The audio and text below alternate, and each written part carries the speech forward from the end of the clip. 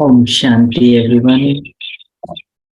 Welcome to the Monday Workshop series, a special session with Brother Stephen. Brother Stephen has been with Baba for a long period of time, since the 90s, early 90s.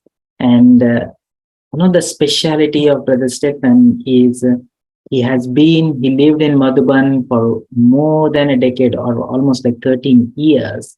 And it's a very special space.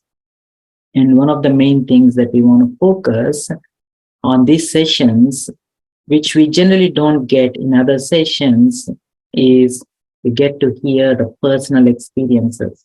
And especially when we try to relate to some incognito things, non-physical things, spiritual things, we cannot comprehend with our worldly logic. So we have to put ourselves in the shoes of somebody who has walked that path. And as they were sharing their experiences, as you follow through their journey, something deep within us starts resonating with us. On the same lines, today's topic is very much in line of how to be who we were born to be.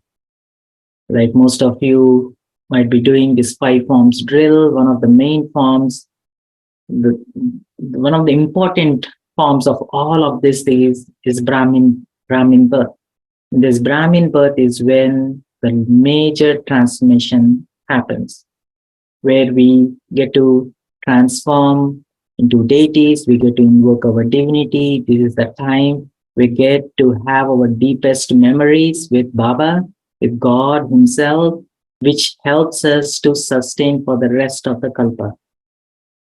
So, good evening and good morning from Australia. Thank you for your lovely introduction.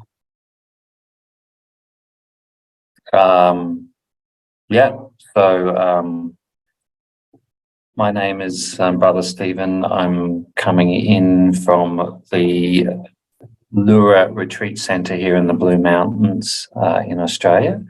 And this is not my usual residence. I live in Brisbane, which is also on the east coast of Australia, but it's much further north in the state of Queensland. And I just came here on the weekend to facilitate a retreat for healthcare professionals called Stillness in the Storm. And I just wanted to ask a few questions, Harsh. Is this going to be interactive? Can people ask questions along the way, or what's the sort of sense? Small, intimate group, as I can see. Yeah.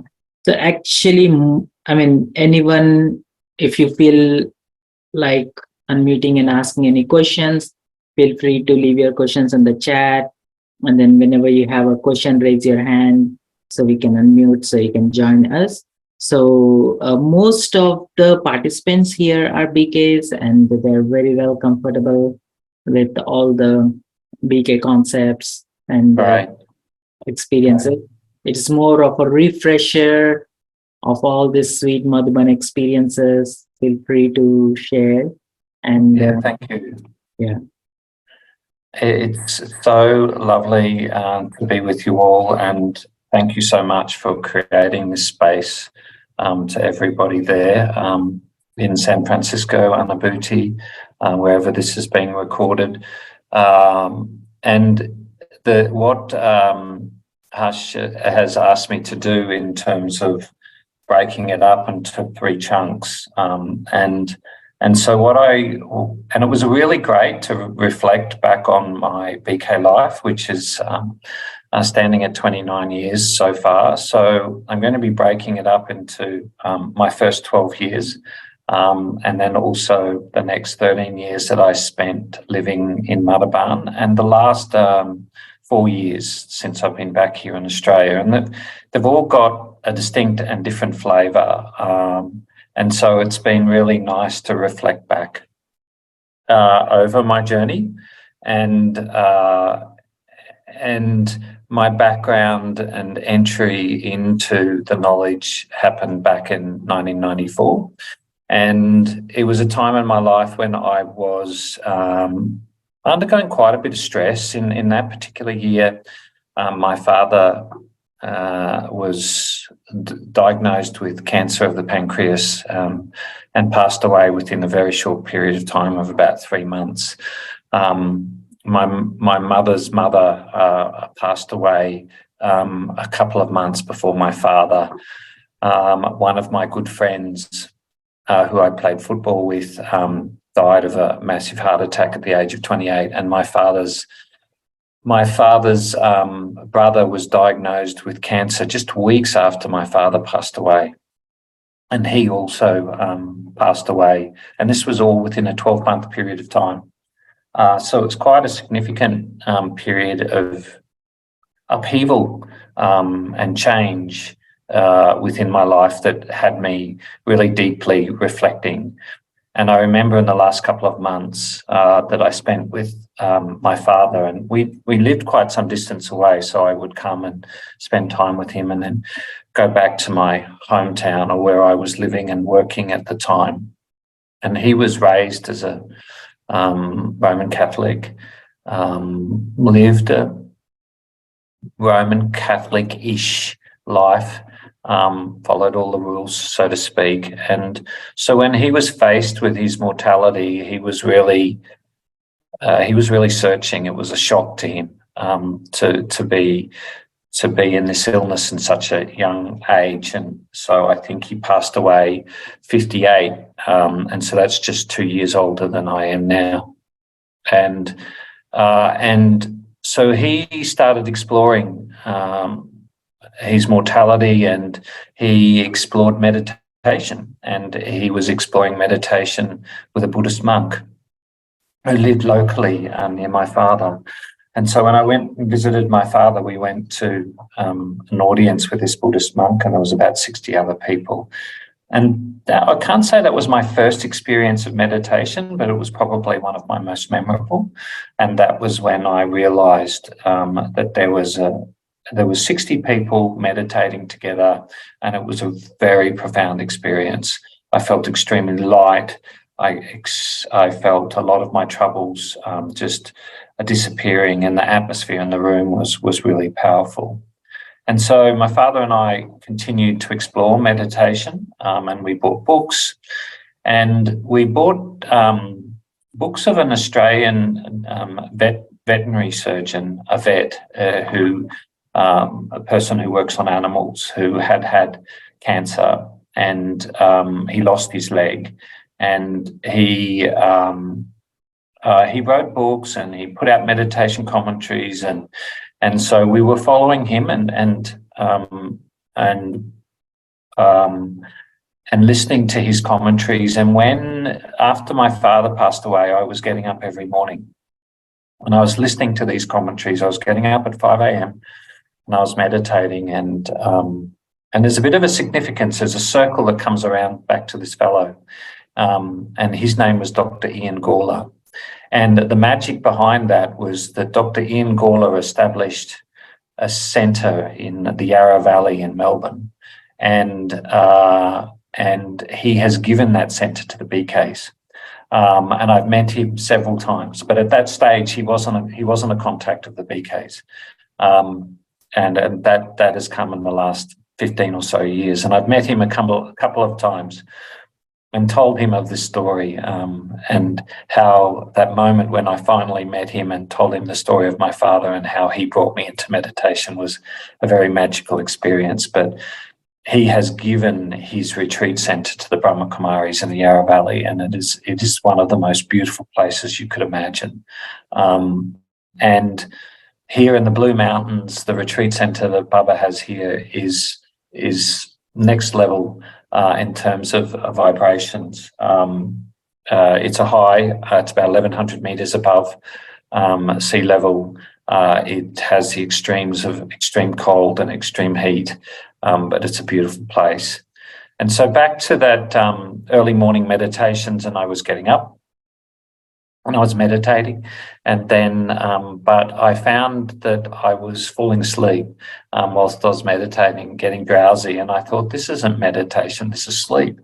And I had this very distinct and clear thought in my head, and that was, I want to find a group of people so I can learn what meditation is and what meditation isn't. That was it. It was a clear thought, and that was in the morning.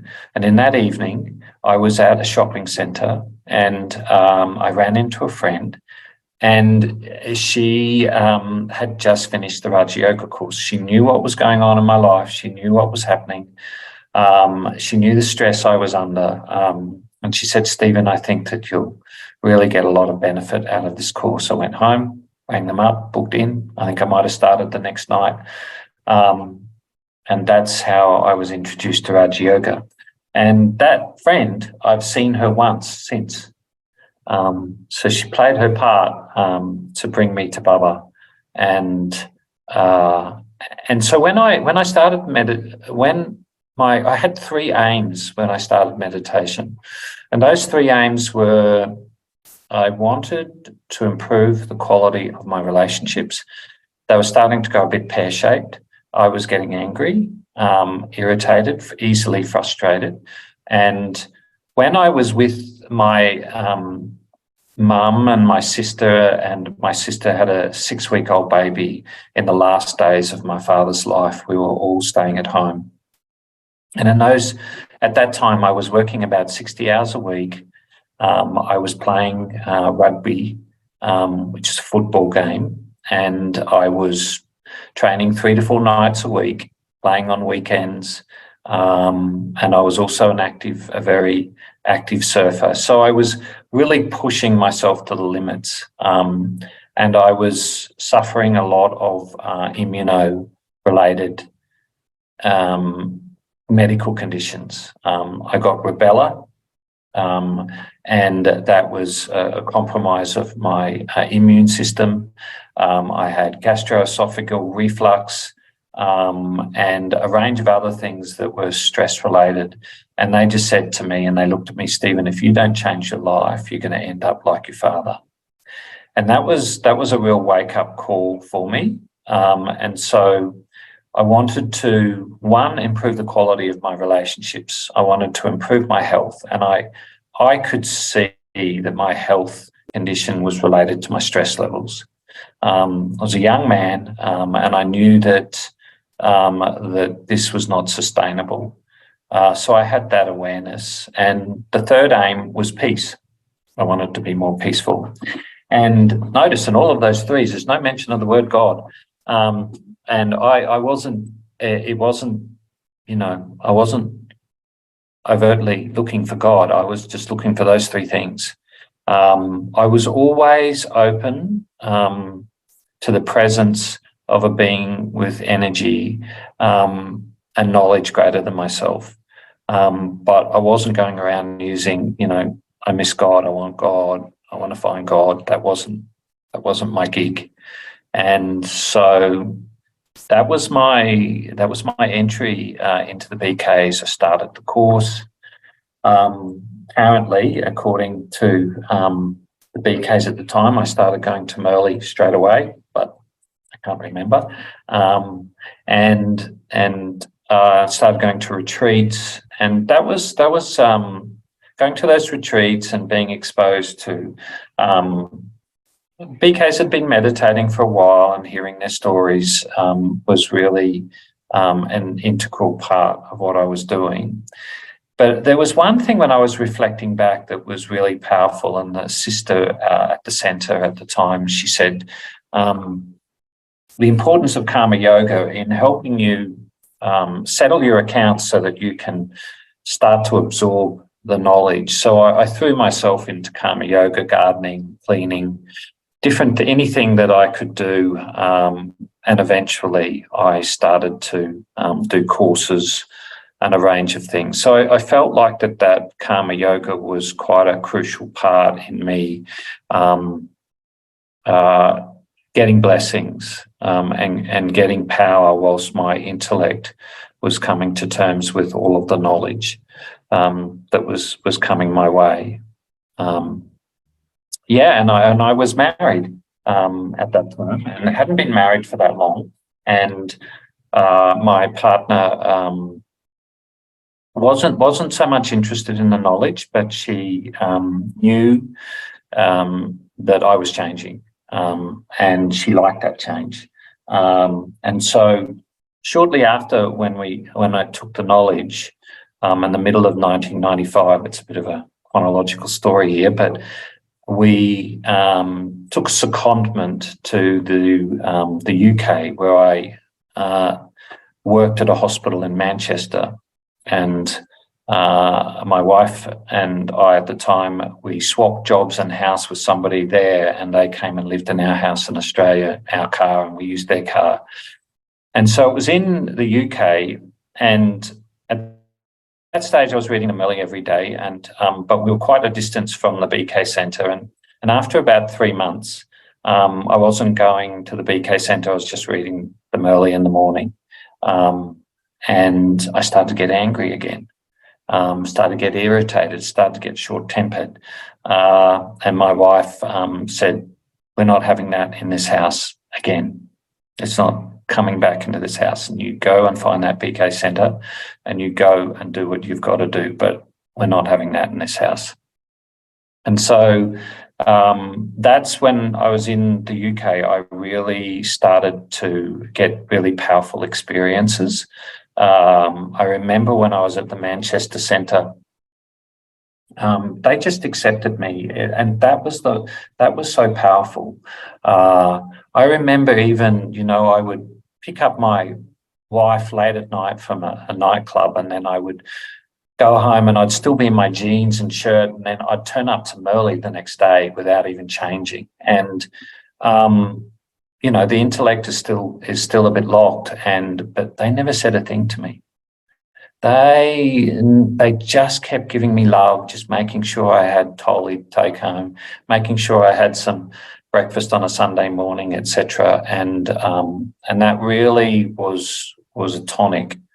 And then I started to go to they used to have a gathering in Leeds, which was called the North of England Gathering, once a month, and I would go to those.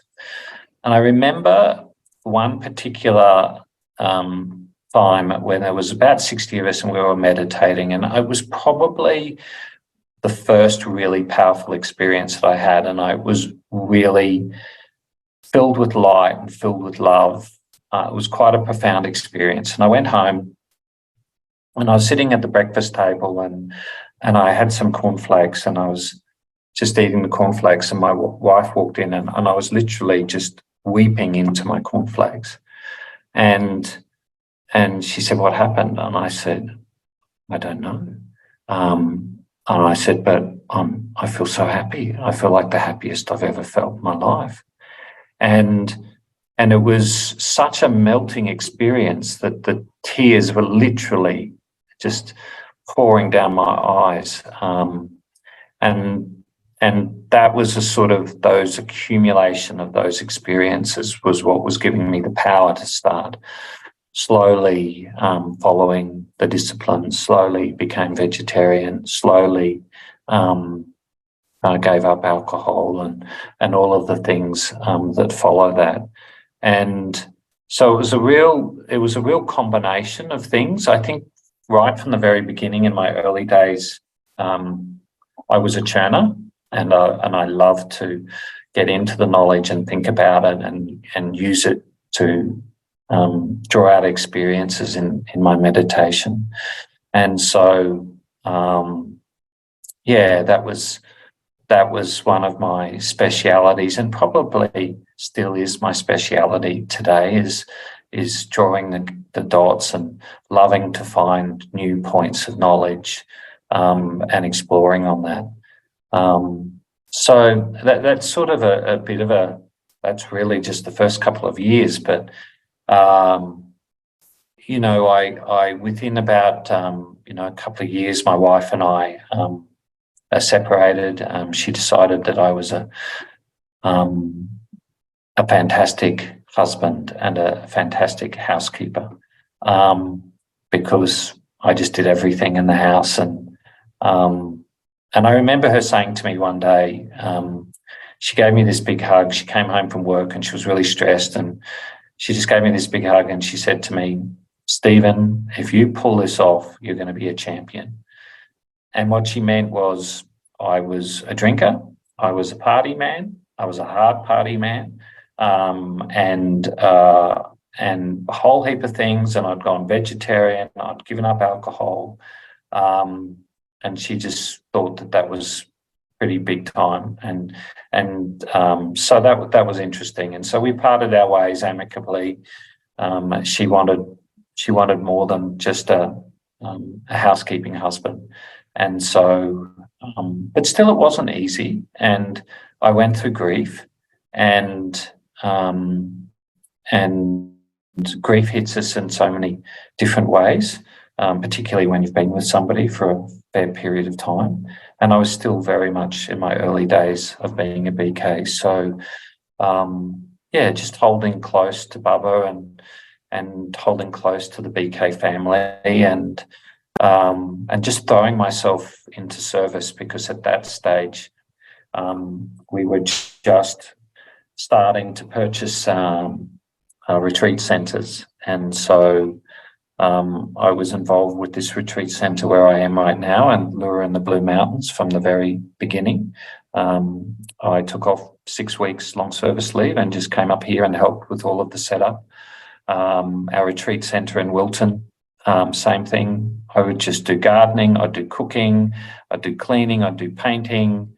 I just really immersed myself in every possible spare moment that I had. And I really do feel that helped get blessings, and the blessings helped me absorb and understand the knowledge and get closer to Bubba as time went on. And I'm very happy to have questions, because I've now been talking for 20 minutes and I need a drink of water.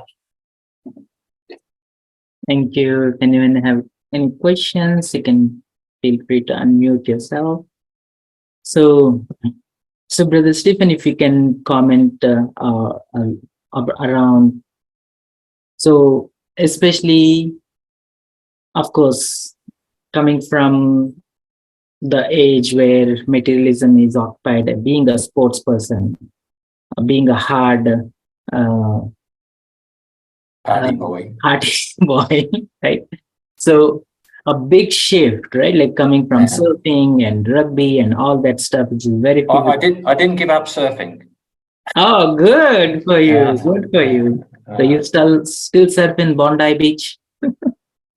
Yeah, no, I live in Brisbane. We don't have any surf, and you know, you go through phases, and you do go through those renunciation. But surfing was one thing I didn't renunciate, because surfing was such a gift. I learned so many things. I'd be out in the surf, and I'm glad you asked this question, because I would be out in the surf and it would help me churn. You know, you'd have a large wave coming in front of you, like a 2 meter wave. And if you've got the right technique with your surfboard, and you've got the right technique and you hold it because it's buoyant, and you point the nose down at the right angle and you put the weight on the surfboard with your knees, you can go completely under all of that turbulent water and come up the other side. And so it was like Bubba was giving us the perfect methodologies. He says, I'm giving you the methodology. If you have a wave coming towards you, I'm telling you it will work. And so this was my churning. I was going, I know from surfing, if I follow the technique, it will work. And plus practice, I know that when I first started surfing, I could surf waves this big. As time went on, I could surf a 2 meter wave, and I could, you know, launch off onto this big wave and see this big, you know, drop, and still be able to make it through just that practice. And that just helped me really see and put my challenges and moments of mire into perspective. I remember once I went out on a particular rock shelf, to launch off to go out into the surf. And I got something happened, and I slipped, and I got smashed, and my feet got all cut up. And so the next time I went to surf, later on, I thought, I've got to go back to that spot. And I went out to that spot, and my legs were just jelly, because all it was remembering was the last time. And it was going, no, you can't do this. Literally, my legs were just shaking like this. And so I took a breath, and I walked back to the edge. I said, you got to do this. And I walked out, jelly legs, saw the wave coming, took my moment, dived in, and I just took my chance, and I just paddled. And what I learned from that is that whole thing of facing your fears. And sometimes it seems insurmountable, but sometimes you've just got to face that. And surfing was really a powerful medium for me to really churn the knowledge, waves, ocean, diving deep, absorbing yourself on the ocean. So I'm really a big believer in maintaining your hobbies and maintaining your sports. I'm a swimmer. I love swimming. I swim 3 times a week. And, I've got goals to swim ocean swims. I'm 56. I think all of these things are important. We do go through stages where we want to renunciate everything. I'm one of those people that threw away all my photos. I regret it now. You do all types of funny things. But yeah, no, thank you for asking that question. I think there was something else to your question as well. No, this is great, because I started swimming, and I started swimming in the open water in the ocean. And I tell, every time it is different. The ocean is different every time you swim. Definitely, it helps. The hobbies helps to keep physically and mentally and emotionally prepared. And definitely, it helps us to go to the next level, right? If the body is pulling our attention back again and again, your mind is not sorted out, it's pulling again and again, you can't focus on Baba. So the question which I wanted to ask was around when you had that busy, very active life, and then you have very loving and caring partner who was following along with you, inspiring you to make a change for good. And when that person moved on, and what are and definitely we start getting a lot of good experiences with Baba, with service, and like you were mentioning. So what is that really helped you personally to replace one thing? And is there anything that you had to do for the other person, because they are not in this path, right? So they may be feeling good or not so good, maybe feeling guilty, or maybe it's not my thing. So is there anything that you did for the other person, giving some sakash or something that helped to make things smoother as we move on our journeys? No, I wasn't that. I was probably focused more on me. I mean, there was definitely lots of love, and I did it through my actions and through the household work, which I probably was doing more of, and my cooking. And my cooking went next level after I became BK. And so I guess there were those small things, the tenderness, but I wasn't really into months to savour at that stage. It was still very early, and still grasping and coming to terms with it. But I think, we did do things together. We did go to movies. We did spend time just talking and sitting on the couch and watching TV and listening to our favourite records and stuff like that. But, she'd get home at 3:30, just as I was getting up for Amrit Vala, and she'd come home from the nightclub type of thing. And Yeah, there wasn't anything special that I can remember that I was doing. I guess it's such a long time ago. Um, but I definitely posted, would give her lots of blessings. I would often go into gratitude for everything that soul had given me. And there's been a couple of times where I have remembered her, where I felt like either her mother died, her father died, or something, where she would come into a dream, and then I would take the time to give blessings. And when going on to the second story, when I left Newcastle to go to, I was flying from Newcastle to Brisbane in 2006, and so this was 8 years after my wife and I had separated. And I was on my way to Brisbane, of which I was then flying to India to live and work. And I was at the Newcastle airport, which was the town I was living in, and I was just about to get onto the plane. And my wife had also left Newcastle, but for some reason she was in Newcastle. And she was the second last person in the line to get on the plane, and I was the last person. And we had not seen each other since we had separated. And we saw each other, gave each other a great big hug. And we got onto the plane and we walked down the aisle, and her seat was on one side of the aisle and my seat was on the other side of the aisle. And we were sitting across from each other, but there was an aisle in between us. We were absolutely parallel, and it was mind-blowing for me, because I'd had a dream, and when I separated from her, I had a dream, and the dream was that we're going in the same direction, but we're just taking different modes of transport, and I'm going by flight and she's going by train. And then there we were on the plane. And so I haven't, that was in 2006, and I haven't seen her or spoken to her since. And so that was, for me, it was like, I'm going to India. It was that last bit of clearance. We sat across each other. It was a beautiful experience, sharing about our lives, and it was very amicable, but it was just like that final bit of thread.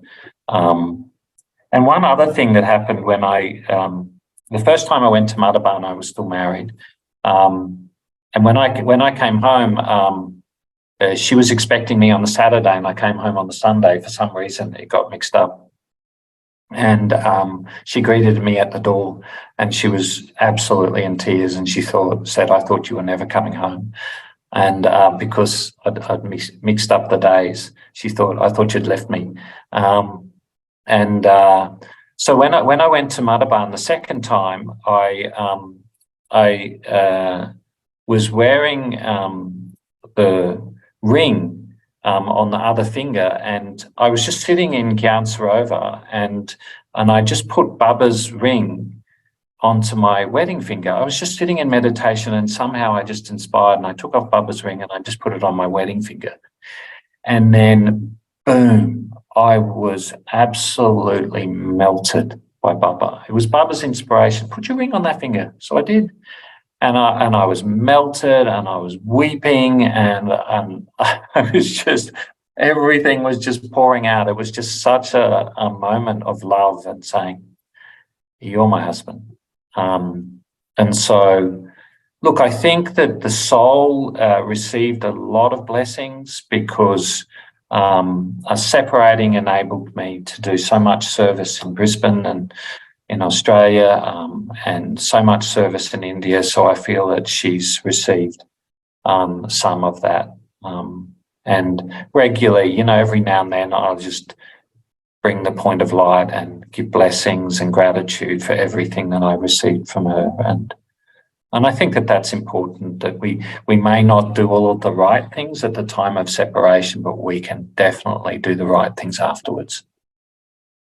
And it's interesting, and I'm seeing that Berkeley is online, and I also saw Theo Beach there, and old friends. and have stayed at Seal Beach. And one of those service things that I did was I met Diane Tillman in Madhuban, and I can't remember, it must have been 98, 97, 98, might have been my first year, and learned all about the Living Values Education Program. And when I went back to Newcastle, I met a friend of mine who was the Director of Education for the city where I lived in Newcastle. And I told her all about the Living Values Education Program, and this is what I'd heard and I'd read, and I gave her some materials, and she said, "That's fantastic." And I said, "Can we bring Diane to Australia?" And I said, "Yeah, why not?" And so I can't remember whether we paid for her ticket or whatever, but she came to Newcastle and ran a program, and that was the beginning of Living Values Education Service in Australia. And I became the coordinator for five or so years of the Living Values Education Program, and that's how I met Diane, and went to Peace Village to do the Living Values Education Training Program, and went to Seal Beach, which I loved very much. And Diane gave me a bike, and I rode up along the foreshore, and so I think all of those things, there was a bit over the top. My throwing myself into my service, I did neglect my work a little bit. And so I got to a stage, and I was in the centre for quite some time, and I really felt like I'd neglected my work, and I put a lot of focus on living values education. And there was a time where I decided it's time to just reinvigorate my professional career and give it some more sincerity and some more focus.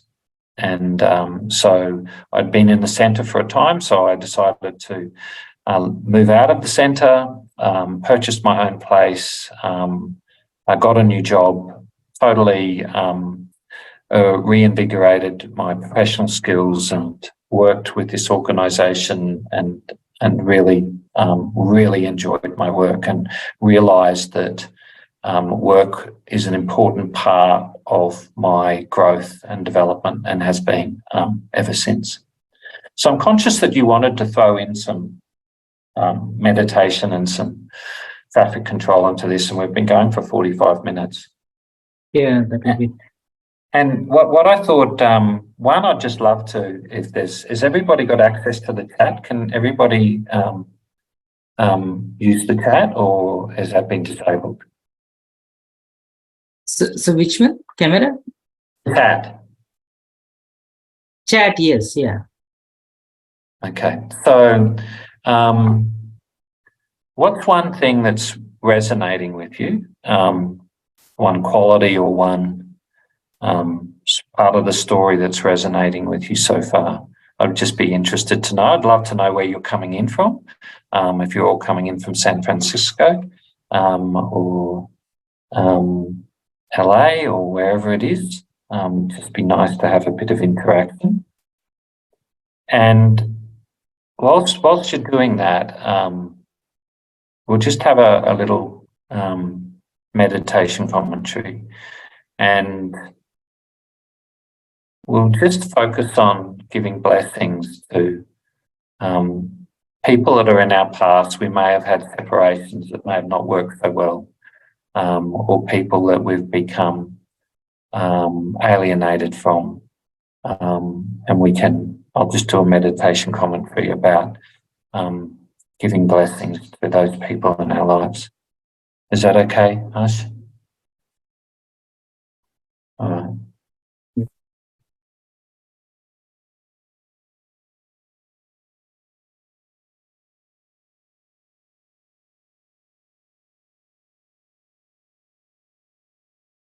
In this little moment in the continuum of time, I'm just really feeling myself to be this weightless being, connected to the past and connected to the future, but very lightly.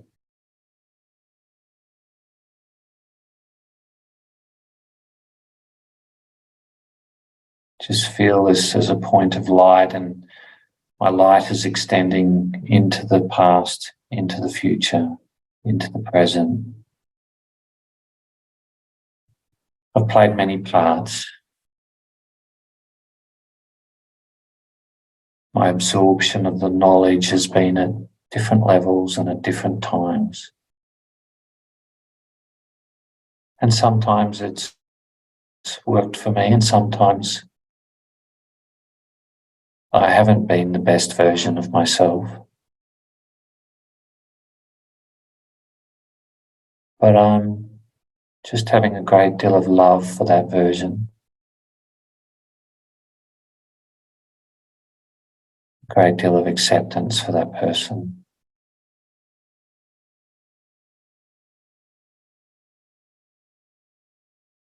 For that me.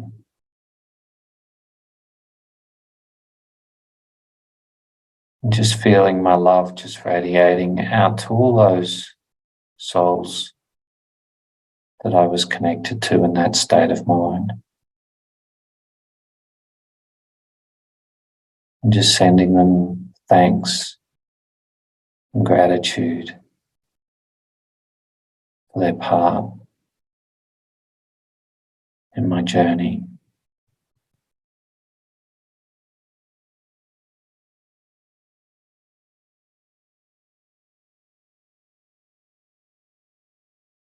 Just emerging them as a being of success, a being of contentment.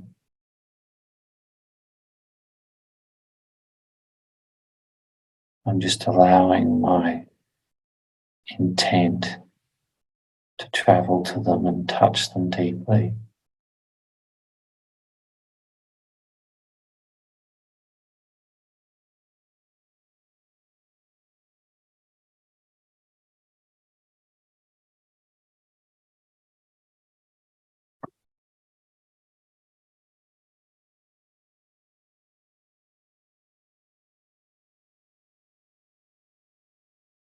It's timeless. It is touching them. It will move them. It will serve them.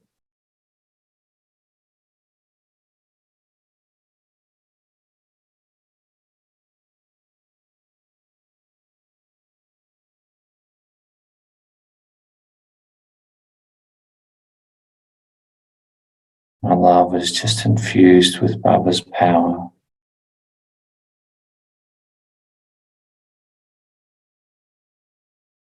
And strength.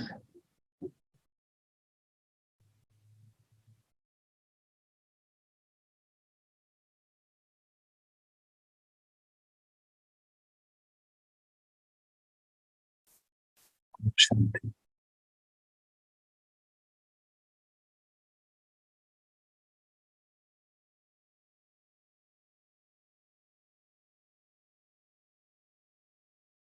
Thank you.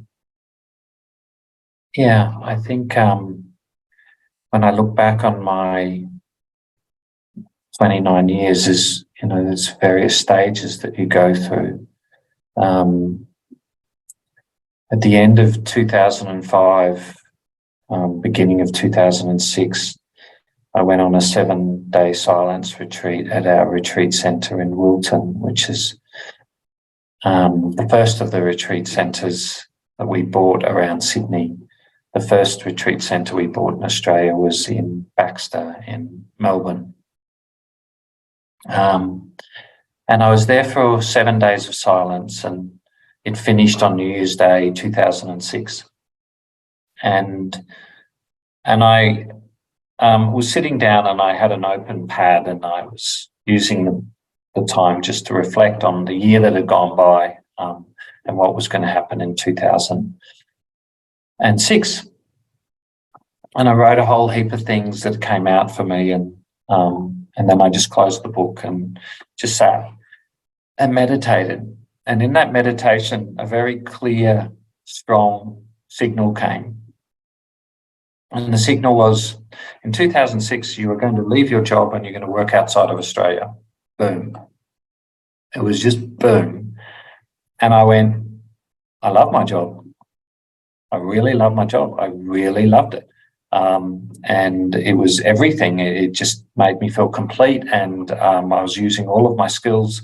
And I thought, wow, leave my job and work outside of Australia. And I'd been doing a bit of work in New Zealand, and I thought that maybe it would be in New Zealand. But the answer came back, nope, it's too similar to Australia. It won't be New Zealand. That's interesting. And I was travelling to Madhuban in about late February, and on the way through I went to Sri Lanka, and I did 10 days in Sri Lanka, and I was doing a meditation, teaching meditation to bank employees, to tea plantation managers, different companies. And I was there and I thought, maybe it's going to be Sri Lanka. And it was a neutral answer. There was no yes, no. And then I got to India. And I'd been travelling to the hospital every time that I'd been to India since my first trip in 1997. And so they knew me, and our friend, some of you may remember, Manvinder was the head of Baba's treasurer, really, Baba's accountant in Australia, and he had cancer, sarcoma, and he was in the hospital and at Mount Abu at the time I was visiting. And there's one sister that many of you may know is Sister Carolyn Ward, and she was doing some coaching with Dr. Pratap, who's the director of the hospital. And he mentioned to her that he'd like to have somebody with experience, with qualifications in hospital administration, come and help the hospital. And they were probably, I don't know, about 12 or 13 years old at that stage, maybe 15. And so Carolyn said, oh, I know somebody. He's just arrived today. And then Manvinder was there and he said, I know somebody. He's just arrived today. And they said, oh, same person? Same person. And so they came and spoke to me, and the question they asked me was, how free are you? And I said, what do you mean?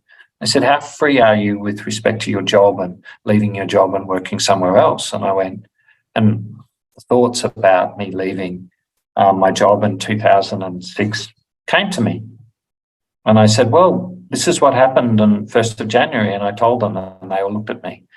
And so they went and introduced me to Dr. Pratap, and we talked about what he wanted to achieve and the things that he wanted us to do. And so I said, yeah, okay. And then we went and saw Didi, Dr. Nirmala, and then Didi took me to see Daddy Janki, and Daddy asked me to write out my full CV, my Lockick CV and a Lockick's CV, and in English, and she read it. And then I went back to her, and she had my CVs in her hand, and she had questions. And she spoke to me, and the first time actually, before she asked for the CV, she said to me, okay, you're going to get a high jump. And then the second time, she was just quizzing me, and she said, if you want to stay in Madhuban, you have to dive deep into the ocean of knowledge. She said, you will not be able to stay in Madhuban unless you do. And so that was pretty strong blessing. And so I went home, gave my work 6 months to give them plenty of time to find somebody and prepare, because I felt that was only fair, because I'd got a lot from that job, and also to give my mum some time to come to terms with me not being around, and so that was quite an interesting thing. You never stop being your mother's boy, and I learned that when I finally came home, and I'll tell that story, but.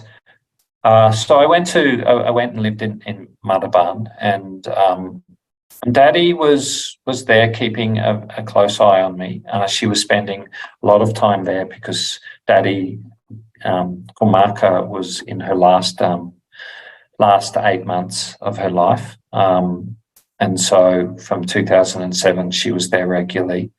And Sister Denise was there, and Sister Denise was living there, and I felt she took me under her wing, and she showed me a lot of things, and she made sure I saw everything. She didn't want me to be shocked by anything that I saw. And she also said, Stephen, if you want to stay here, you have to learn how to be lonely, alone, enjoying your own company, understand your principles and your values, and being strong and being very clear. So I felt very privileged to have that encouragement and support and guidance from Denise, because she was very experienced in living in Madhuban, and so that was a privilege.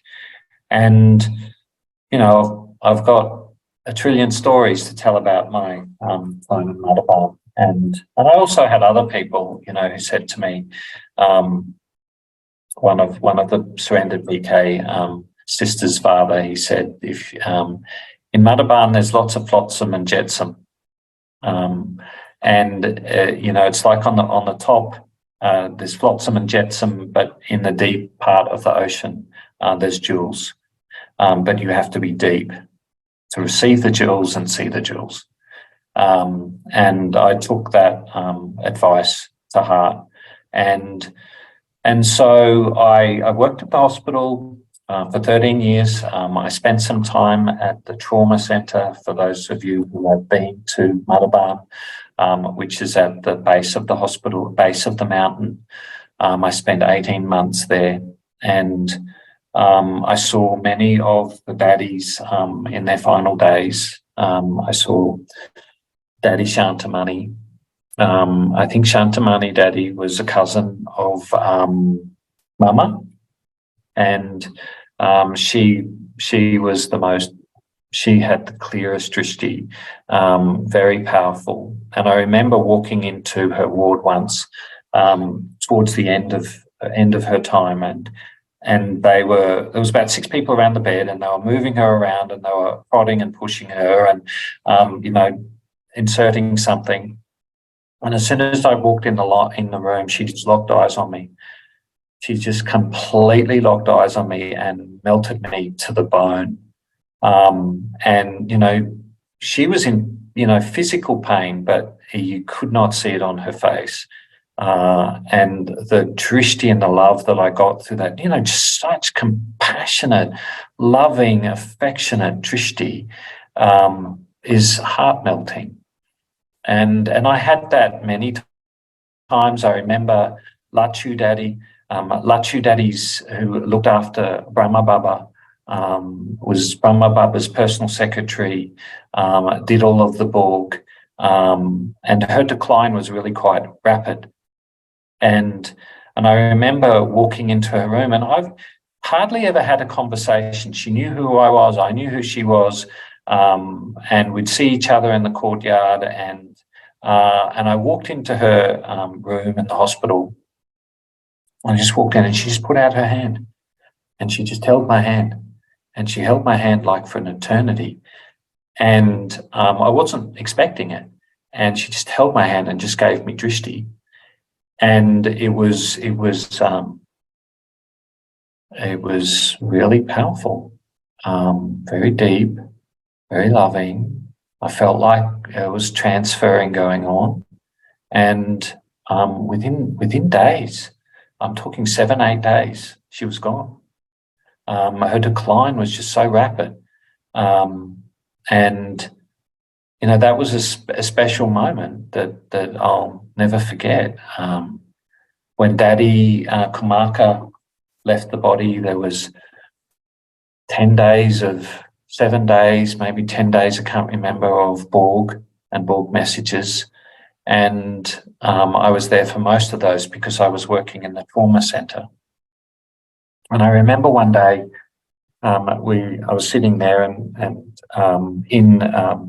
in the big diamond hall, and they'd finished offering Borg, and so I was sitting there with another brother, Stefan from France, and I said, let's go to Daddy's cottage. I said, nobody's there, let's just go. And we went over to Daddy's cottage and we sat in Daddy's room. And this is just maybe 5 or 6 days after Daddy Kumaka left the body. And sat in the room and there was this beautiful picture and Daddy came alive. She literally came alive and she just looked at me and she just went, Stephen, you have to teach your mind how to be happy. And so that was just a huge blessing. And so every time I went back into Daddy's cottage, I'd sit in that room. And I'd had many amazing, beautiful meetings with Daddy over the years, and particularly being there for those last 8 months of her life and witnessing some very special moments. Maybe one more story is Daddy Nirmal Shanta. And Daddy Nirmal Shanta, as you know, was Brahma Baba's daughter, Lokik daughter. And she was so jolly and so happy and such a joker. You know, she was always joking around and making jokes and making you laugh, but it was just such a joyous laugh. And she also, her sister, Putu, and Putu had got married and she got cancer. Her husband passed away and she got cancer and she had cancer of the throat. So she'd lost part of her jaw. And so she was in the trauma centre where I worked. So I would basically every day go and sit with Sister Daddy Putu. And she had really good English and we would just have these conversations. And Nirmal Shanta would come whilst I was there. And so I got to know her. So I have this beautiful photo of the two of us, of the three of us, with me sitting in the middle. And so that was a very special moment. And for many years after that, they had Daddy Nirmal Shanta's picture in History Hall in Madhuban. And it would be on one of the opposite side, the brothers' room, and it would be right in the middle. And I would go and sit in there and I would sit in front of Daddy Nirmal Shanta's picture and I would just sit and I would just fill with happiness because I'd had all of those experiences with her. And then one day I went and it was gone. I said, how can you take Nirmal Shanta's picture away? Yeah, so I'll allow some questions, but I feel incredibly fortunate to have been in Madhuban for all of those 13 years. So I got a trillion stories, but I felt really supported and blessed by the daddies, Daddy Janki, Nawebai, and that gave me a great deal of sustenance.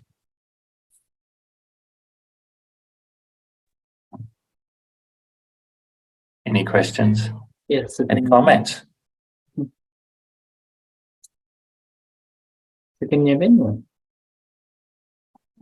Brother Stephen, it is so wonderful to hear your story. I have seen you in Madhuban Global Hospital. And your such sincere, heartfelt sharing really melted our hearts and gave us, I think, inspiration to all the listeners right now. And just to know that one can pursue one's hobbies, one's very honest call of the heart and stay connected to Baba. Yes? And that gives one the pure guidance that we see that has been happening in your life. So very, very wonderful sharing. And so nice to know you in your spiritual journey. Thank you. Thank you for sharing. That's very sweet of you. Very I have nice. always seen you as Dr. Pratap Midha's right hand because you would be coming with him wherever I saw you. Yeah. And look, you know, it was a shock to Dr. Pratap when, because I was a surrendered brother. To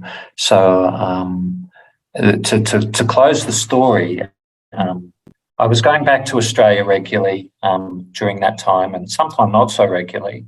And my mother's age was increasing. She's now 82. And every time I was going home, I was noticing a little bit of decline, more decline every time I would go home. And then in March 2019, I went home and took my mum on a little holiday, and we took a little holiday house near the beach. And we'd been walking along the beach every day, and one day it was raining very heavily, and she didn't want to go for a walk, and I just love walking in the rain and on the beach. And I'd walked about 4 kilometres along the beach, and it was getting really, really stormy. The lightning was starting to come, the wind was fierce, and I thought, this is not so safe on the beach. So I decided to walk up into the sand dunes and take a little bit of cover of the forest, and it's a Melaleuca forest, which is tea tree. And so as I walked into this forest, on the white sand track, there was these beautiful crystal clear pools of water. And there was such a sensation as my feet touched them, and the water was just dripping through these leaves and trees, and the light was just coming through, and it was a symphony, and I was feeling and sounding and hearing all of these amazing sounds. And also just the glorious feeling of the rain being totally saturated and the rain falling on my skin. And I must have been completely grounded. And because in that moment, I just got this such profound touching, and it was very clear and very loud. And it was, something big is going to happen. So this was March 2019. And if something big is going to happen, you have to come home. And I went, okay. And so because I'd had my experience in 2006, and it was the touching that I was going to go and live in India. And then all of a sudden I got this and said, this is going to happen. I just went, I can't ignore that. There's no possible way I can ignore that and or question it. And I just went, okay, it's time. And I'd always said to my family, you know, thinking of coming home. And then when I told them I'm coming home, they didn't believe me. And I said, no, I am coming home. And I left with an empty bag. And I went back to Dr. Pratap and I said, look, it's time for me to come home. And it was very hard for him to accept. It was right up until the very last moment. And it was very hard for me as well. You're a surrendered brother, and all of a sudden you have this touching. What do you do? And I just went, I trusted it last time. I trusted Baba. I trusted, and I just went for it. And I again gave them 6 months, like I did for my last job. I gave them 6 months and said, this is what's happening. And so it's life is not a straight line. It's a squiggly line. And there's sometimes when you have to make tough calls. And even in that situation, I have so much love and respect and gratitude for my time in Madhuban. I went back for the first time since I left in December. It was very special. It was very special reuniting with the hospital family. A lot of love for them. Obviously, they want me to come back, but that time will come. And so that opened up a whole new journey for me back here in Australia. In the centre, I started up a business as a management consultant in COVID, in lockdown, and that brought with it many challenges. We've just moved into a new centre in Brisbane. So, it's all of these things, make us strong. And I've always believed is that not to try and hide away. I throw myself into my work. I throw myself into life. because that's where my greatest learnings have been. And I've really, the work that I've been doing with organisations and the feedback that I get from people, the way I facilitate, the way I make them feel safe, they're all from the blessings that I've received from Madhuban. That's all from the power that I've received. So, I think that we're always going to have difficult decisions to make, and it's great to face those decisions and jump in. Yeah, that is really beautiful, Brother Stephen. Maybe if you can elaborate a little bit, because every one of us, as we go through this journey, we get to take some tough decisions where you have to move out of your comfort zone, you have to step into unknown, and there is some hunch that, oh, maybe you have to do something different and move on. So how do we know that, is it my own manmat, or is it something Brahma is asking me to move forward, or is it that the whole universe collective is telling you are needed here, not there, right this time, or is it Baba's touching? How do we know? You don't. You don't. And even, I guess 3 years later, it's really given me a lot of time to reflect on all of those things. And, could have I done things differently? Possibly. But at the same time I've seen the benefit that I've brought to souls back in Australia. I've seen the benefit of my experience from Madhuban. And I just had that big heart. There were times when I was in Madhuban and I was working at the trauma centre, and I was working 12-hour days. And I remember one day I was sitting at my desk and everybody else had gone home, and I'm dedicated. When it comes to a job, I want to see, particularly when it comes to healthcare, it's a life and matter, and systems and processes and having them in the right place. And when you're in a position of an administrator, it's, a lot of responsibility. And I remember sitting there at 8 o'clock and I said, where is everybody? And I'm here working alone. And I just got this message and from Baba, it says, when I need to turn it on for you, I will turn it on. That was it. And I remember I left from the hospital and I thought, let me go and have dinner in Shantivan today. So I was walking past the Webai's cottage, and the brother walked out and said, nobody's having dinner with the Webai, you come in. And I sat with the Webai, it was just me and him. I sat with him in his room for half an hour, and then I had dinner with him for half an hour. There was nobody else.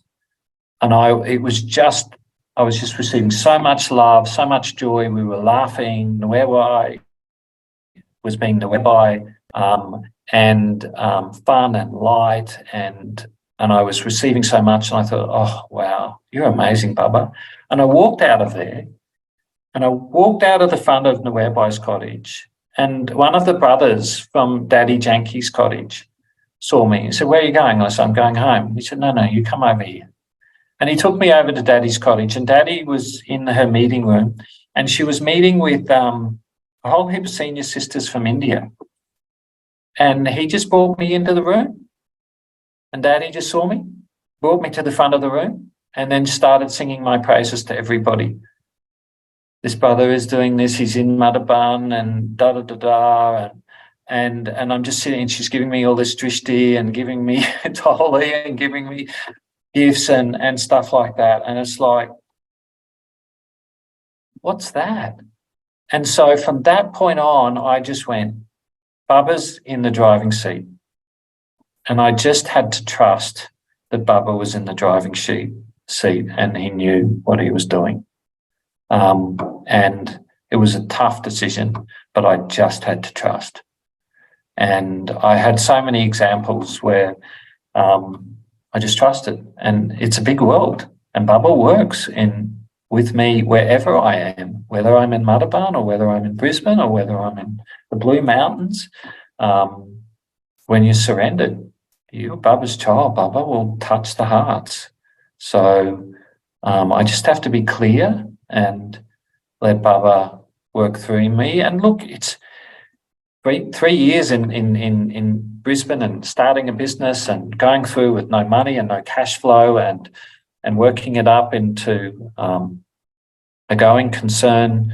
You go through peaks and troughs. It's not that I'm a perfect BK and unshakable every single day. I'm not. But I turn up. Okay, and I have a question around.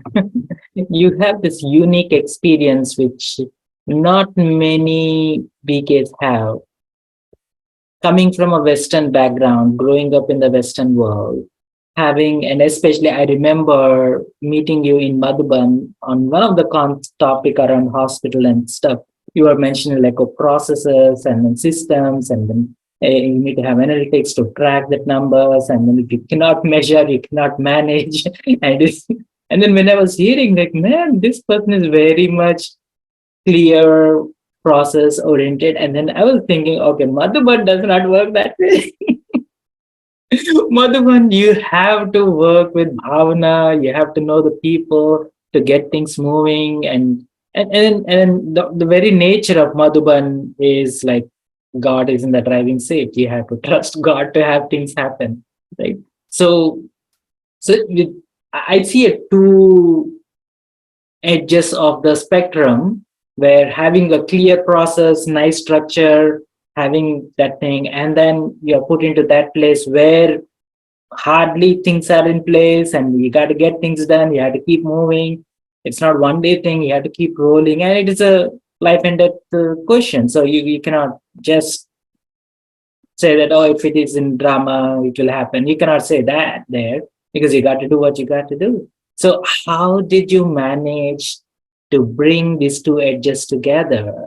And what is that practice that you were doing behind the scene that, oh, okay, I have to let go of this. I have to hold on to this. Like, oh, I got to do what I got to do. Or some things I have to let go. So how did you find the balance? How did you pull yourself together in these two extremes? Well, I'm not sure whether I always pulled myself together. Look at me, I'm bald. And I went there with hair.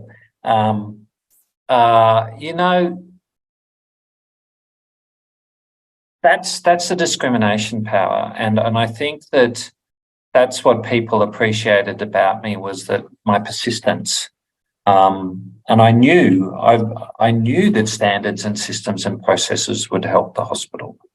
And I knew that I would get pushback. I got pushback when I was working in the same position in Australia. So it was change. That's change. It had some different dynamics. Madhuban is a family, has a different administration system, as in, the way things work in a hospital in outside of that Madhuban system. You'll have systems of accountability, and if people aren't doing things right, and there'll be performance management processes, and that was different. You had surrendered brothers and sisters, and a whole range of things. But I think it was gentleness, persistence, knowing when to step back and knowing when to push forward. There was a number of interventions that failed whilst I was there, and had to go back to the drawing board. Why didn't that work?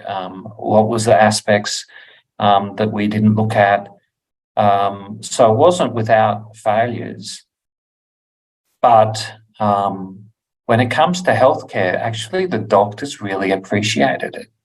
They really appreciated that things were systematic and things were going well. And look, I was so pleased that when I went back was they have gone to the next level. They haven't stopped. That was the most pleasing thing. We got the hospital accredited. They got accredited again, and then they've taken it up to a higher level of accreditation. So, it's just knowing when to push forward and when to hold back. And I think that goes for any job that you're in, that diplomacy, that tact, knowing how to engage people and bring people on board so that they have a sense of ownership about what's going on, engagement, collaborating with people with respect to what is the problem, what is the best way to solve the problem. So I think, and they appreciate it. We didn't have a fire safety system before I entered. We didn't have occupational health and safety. They had a reasonably good infection control system, but we built on that strongly. I would take people to conferences with me and we'd come back and say, well, what did you like about what you saw? What can we implement here? Make it their idea. But I learned a lot of lessons. There was a lot of things that I could have done differently if I'd had my time around again. But I think that the thing was just persistence, patience, and a lot of love. And Dr. Patab, Yeah. you know, Patience. yeah, he's an embodiment of forgiveness, an embodiment of love and patience. So yeah, I'm not sure if I've answered your question, but and I think the reason why it worked for me in Madhuban was that there's many people that have wanted to go to Madhuban, have wanted to live there. I didn't. I had no desire. I had no desire to go to Madhuban. I was asked, and that's why it worked. Whilst I was there was people that were trying to buy places and they wanted to live in Madhuban and it just wasn't working.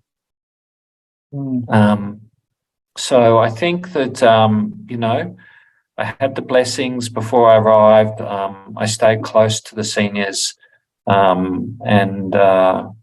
yeah, I took advice, maybe not took it all the time, but most of the time.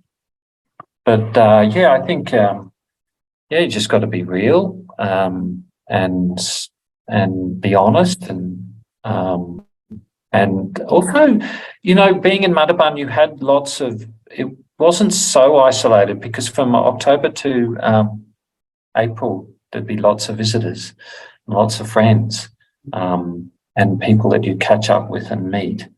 But there's one thing that I wanted to share before I know that we're getting close to closing, but I would notice every year around about August, September, in Madhuban itself, the atmosphere would start changing. And I literally could feel the anticipation of BKs thinking about coming back to Madhuban. And I remember one September where every day I was going to Madhuban, it was like it was increasing and increasing with each and every day. And it was almost as though I could see the angelic forms of BKs remembering Madhuban so much and feel their presence. And their presence angelically then tuned in the Madhuban residents and things just went to another level. So don't underestimate your remembrance of Madhuban and Baba talking about remember your home and remember the Shanti Stump and History Hall and Baba's Hut and Baba's room, because that remembrance is felt and I felt it. And I'm really thankful that I had that opportunity to realise that whilst I was there.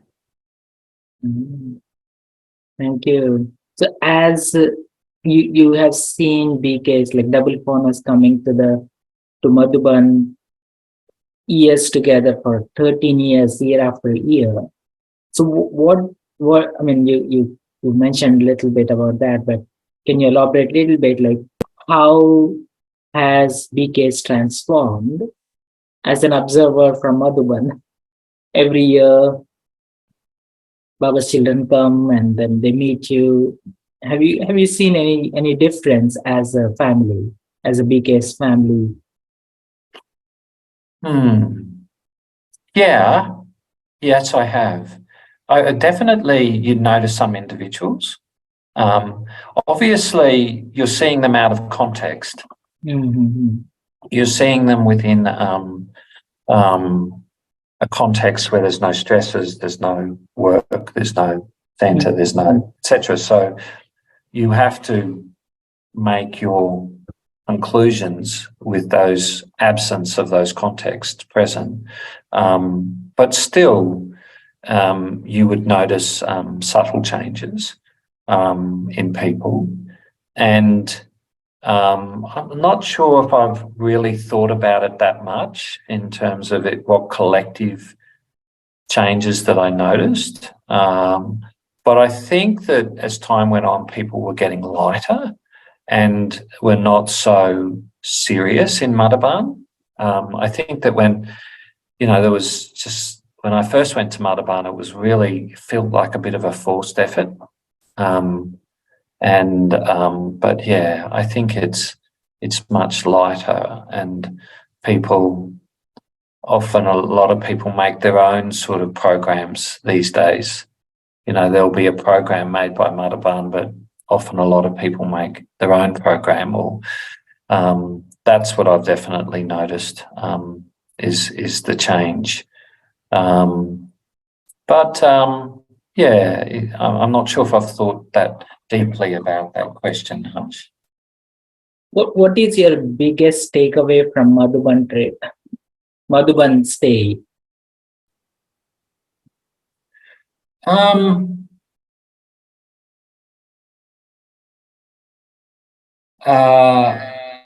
Focus. Somehow I just got some feedback. Yeah, it's be clear about your own journey and your own effort, so that you're not distracted by things that are going on around you. And there's always something going on, and there's always new souls coming and old souls coming back, and events and programs. But don't lose sight of your own effort making. That is a priority, that there needs to be time for reflection and journaling, and there needs to be time for churning and an opportunity to reflect about the month, and an opportunity to reflect about how things are going in our service centre. So yeah, I think that probably the number one thing is don't take anything for granted. Don't take who's in your centre and who is there and all of the students. Is not to take a single soul for granted, that they're all part of the fabric. So not to take anything for granted, and gratitude are probably the biggest lessons that I've taken. And the other one that I've taken is work is the way. Because when I went to Madhuban, I was working about 3-4 days a week, and then I worked 6 days a week when I was there, and then I just realised that you need to be crafty in maintaining your own consciousness and awareness, and not be distracted by action and the tasks, because that's my, I'm an action man type of thing, and that can be to my detriment, and taking enough time out to just reflect and pause and what's my intent here, and am I being true to myself and everybody that's around me. Yeah, thank you. If anyone have any questions, feel free to unmute yourself. I'd love to see some faces if it's possible. Yeah, if you can turn on your camera, that would be great. I see Brother Robert Lee, Johnny. Robbly. I think that is Brother Pierre. Pierre is there? Okay. Nice. Robbly and I had so many nice times at Madhuban. I'd like to thank you, Stephen, for your talk, because I've been thinking a lot about all the people in my life up to my 81st year, and how important they were, and and how significant they were, even though maybe I wasn't the person I would want to be then. So it's like you have to kind of forgive yourself for the opportunity you missed, but still be thankful for that person and how they helped you move forward in life. So your story was very helpful for me in reflecting on that. Thank you. Berkeley would always bring me a bag of goodies. In Madhuban. It was a wonderful practice to prepare for Madhuban, was to gather gifts for Stephen and the people at the hospital. Yeah, it's very nice, Berkeley. Lots of fond memories. Yes, and you were very supportive. I was very much a baby, and you supported all my stories about myself and everything. So I appreciate that a lot. Yeah, thank you. That's one thing I learned about Madhuban. I reinforced my value around hospitality, and how hospitality is such is an important value for me. Making people feel comfortable, making people feel safe. So yeah, that was definitely a value that was emphasized for me and reinforced. So lots of love from everybody here in the retreat centre. Today is a public holiday in Australia, and the public holiday is called Anzac Day, and the day is a day of remembrance. It's called Remembrance Day, and it's to remember all of the Australian and New Zealand, ANZAC, Australian New Zealand Army Corps. So all of those that have fought to defend Australia in World War I, World War II, and all of the wars since. And so they have what's called a dawn service, and they'll have parades and a whole range of things. And one of the things that they do is a minute of silence. And people talk and write about that minute of silence and how the only thing that they can hear is their breath. And this is the only time of the year that they get to sit in such silence. And so, yeah, it's a special day here in Australia. And so that's why I selected this day. Normally I'm working, and because today's a public holiday, I could take out a bit of time and be with you all today. So thank you. Thank you for taking time. Thank you very much. Really precious. Thank you. And please give us special remembrance to Sister Sally. We had IT retreat in Blue Mountains retreat, and she has so much love for Baba and Dadi. She has this special ritual for Amrit Vela to take Drishti from all Dadis and then start her journey to Baba. Sister Sally has moved. She's now in the retreat centre in Melbourne. Oh. Yeah. As you know, Sally was getting older, and this place is very cold in winter, and everything is outdoors. You have to move. There was 80 to 100 metres from her room to the dining hall, to the office, to the etc. So she moved to the retreat centre in Melbourne, where everything is all in one, all encapsulated. Yeah. So thank you, and hope to see you all again in Madhuban. I'll probably be there in December this year, November, December, I'm not sure, but around that time, probably early December. Oh, nice. Great. Maybe we can wrap up with a couple of minutes of meditation. Cool. Shall we just have silence?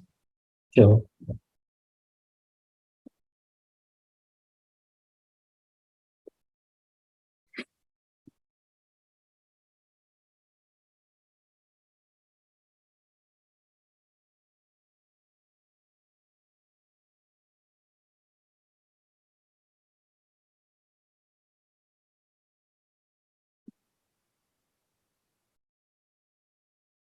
Thank you. Om Shanti, everyone. And Om Shanti. Thank you. Om Shanti. Thank you. Have a nice day. Thanks.